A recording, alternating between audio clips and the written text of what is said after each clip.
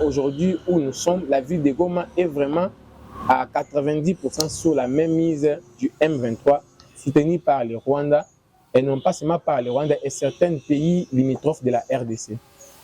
Cette situation est en train d'amener notre pays dans des catastrophes sur tous les plans. Parce qu'il y a des adages qui disent que sans la paix, il n'y a pas de développement. Vous savez, quand l'ennemi entre chez vous, vous frappe et puis prennent quelque chose de vous et vous force d'aller de suivre la voie des dialogues ou des négociations. Donc, ce qui est pris par la force ne peut être récupéré par des négociations. Si aujourd'hui, nous, les Congolais, nous nous enflammons ou bien nous nous mettons à négocier avec les rebelles du M23, cela signifiera que nous retournerons dans cette situation que nous avons implogé Joseph Kabila en 2011.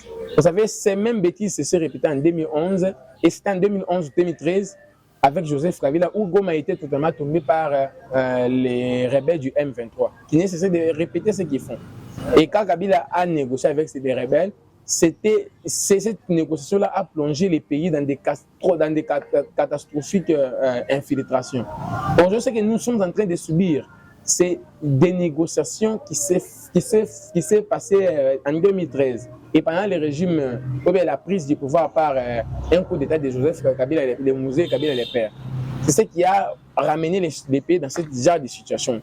Et si nous ne voulons pas que nous puissions revenir encore en arrière avec ce qui s'est passé dans l'époque de Kabila, nous ne devons pas céder à la manipulation, bien aux négociations, ou bien à cette pression que nous sommes en train de notre pays, ou bien les dirigeants de notre pays sont en train de subir face par la communauté internationale qui pousse les pays à négocier. Vous savez pourquoi? Parce que récemment, que le président de la République avait tenu un point de presse où il avait parlé, et puis dans cette démarche que nous avons soutenue du changement de la Constitution, que c'est par rapport à ça que le M23 se sont vraiment mobilisés et ils ont tout fait pour essayer de prendre Goma. Et aujourd'hui, peu importe la situation que nous sommes en train de subir, moi j'appelle tous les Congolais à la mobilisation. Nous ne pouvons pas céder à la manipulation de la communauté internationale ou bien par la pression que la communauté internationale est en train de nous mettre via les M23, parce que les M23 en vérité n'existent pas. C'est le Rwanda qui est derrière tout ça. C'est l'ère de la mobilisation de tout un Congolais, de tous les Congolais, parce que Mabele, on nous a mis à Mabele. Ce n'est pas, on ne nous a pas donné comme, donc c'est notre terre. Nous avons le droit de jouer et d'en faire tout ce que nous voulons. Alors, si dans votre maison, vous voyez quelqu'un qui veut venir vous arracher, quelle sera votre réaction suite à cette menace-là? Donc, moi ici, je condamne tous les Congolais qui ne disent un mot. Quand le président de la République s'était soulevé pour la révision de la Constitution, nous avons vu des multiples marches. Non, ne touche pas ma Constitution, tout ça. Mais ici, pendant les moments critiques qui est en train de traverser notre pays, nous ne voyons pas ni les soutiens de l'Église catholique, nous ne voyons pas ni un seul mot de l'Église catholique, de tous les opposants. Chacun fait ce qu'il fait. Bango Bazo Kanisake, Congo des Aboye, donc c'est l'affaire de Tshisekedi. Donc Tshisekedi, il est devenu vraiment le propriétaire du Congo, je ne sais pas. Mais il y a des lois qui régissent, que le président qui donne les obligations et les prérogatives du président de la République d'agir dans ces constants moments. Donc ici, Bango Bazo, donc l'opposition est en train de faire semblant. Donc chacun s'occupe de ce qu'il fait. Et ils oublient que les Congos nous appartiennent tous. Non. Ça, si on mettait ensemble toutes les forces politiques à ce moment, vous savez, la politique congolaise a beaucoup de réalités. Ils vont commencer à réclamer des parts. Donc si moi j'adhère à ça, donc moi j'aurai quoi? Ils auront tendance à faire ce genre de choses. Mais en ces moments critiques, nous ne pouvons pas vraiment privilégier le dialogue intercongolais. Donc ici, nous devons choisir l'option. Ou bien nous devons opter l'option de la guerre. Faire la guerre, nous devons aussi prendre des mesures nécessaires pour affronter.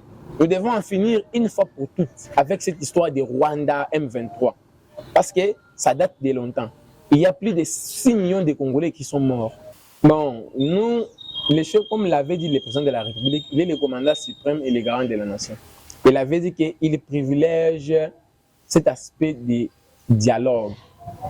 Mais donc, quand nous privilégions l'aspect des dialogues, cela n'inspire pas que nous dialoguons avec les M23. Comme l'avait annoncé lors de son entretien avec les corps diplomates, le président de la République avait dit que nous ne franchirons jamais la ligne de dialoguer avec les M23. Moi, ici, j'encourage les soutiens. Et puis, je félicite tous les pays qui sont en train de nous soutenir. Mais attention, ici, ce n'est pas l'ère de soutenir, ce n'est pas l'ère de faire confiance. Vous savez, aujourd'hui, avec l'histoire de surveiller les fleuves, nous avons des informations sûres et certaines que ce qui est en train d'être comploté à notre propre voisin, que nous partageons mutuellement beaucoup de choses, notamment c'est le Congo-Brazza. Comment pouvez-vous imaginer que le Rwanda, et regardez là où il y a le Rwanda, et là où il y a le Congo-Brazza, comment ça peut vraiment se faire que le Rwanda aille payer des terres au Congo-Brazza plutôt? Ça n'a pas de sens. Donc ici, moi je soutiens ceux qui nous soutiennent, mais nous devons vraiment prendre des mesures en tant qu'une nation souveraine et libre et indépendante. Vous savez, nous devons prendre des mesures comme un pays libre et indépendant. Nous ne pouvons pas vraiment nous appuyer à ceux qui nous soutiennent parce que chaque pays a ses problèmes. Notre pays a un problème sérieux sur les plans sécuritaires.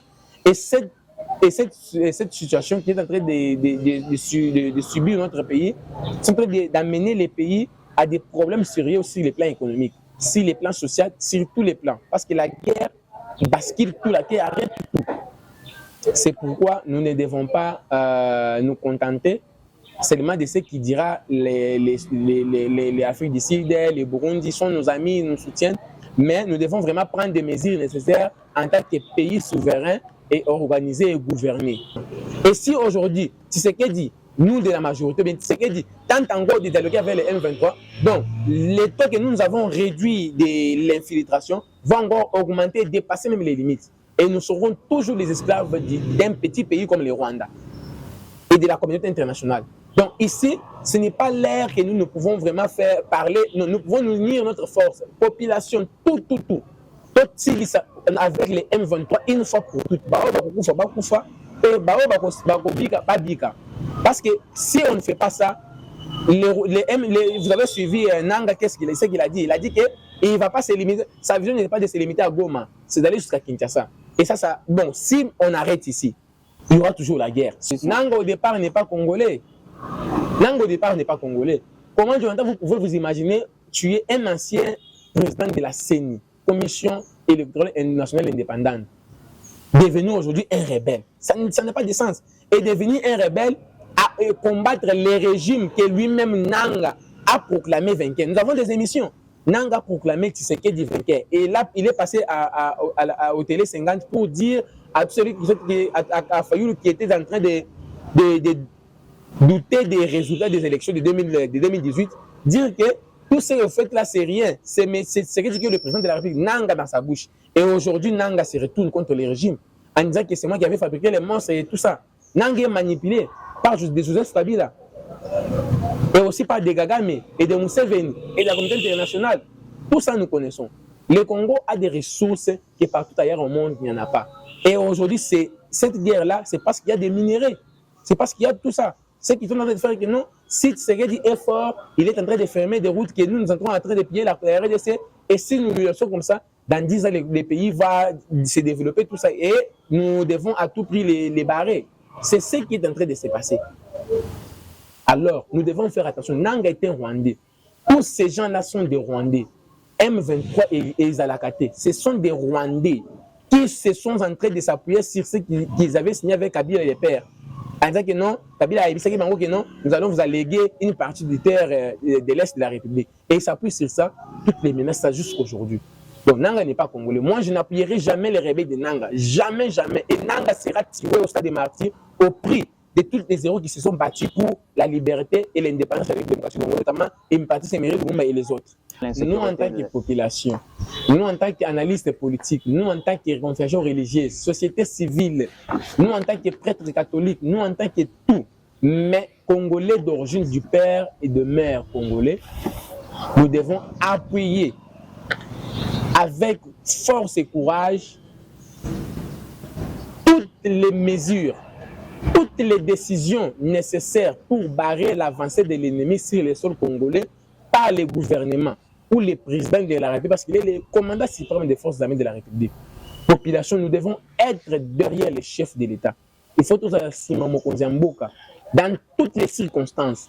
Ici, nous devons faire taire nos divergences, appartenances, tout. Mobilisons-nous comme un seul homme. Parce que c'est tout ça qu'on a au Congo. Nous avons qu'un seul pays et un seul Congo. Ce qui est le Alfred Kaimbe autorité na Zabo. Je na déplacé on a que na Rwanda, na Zambie. On va m'appeler que je suis un étranger. C'est ici chez moi où on m'appellera qu'un Congolais qui juste de tous les droits.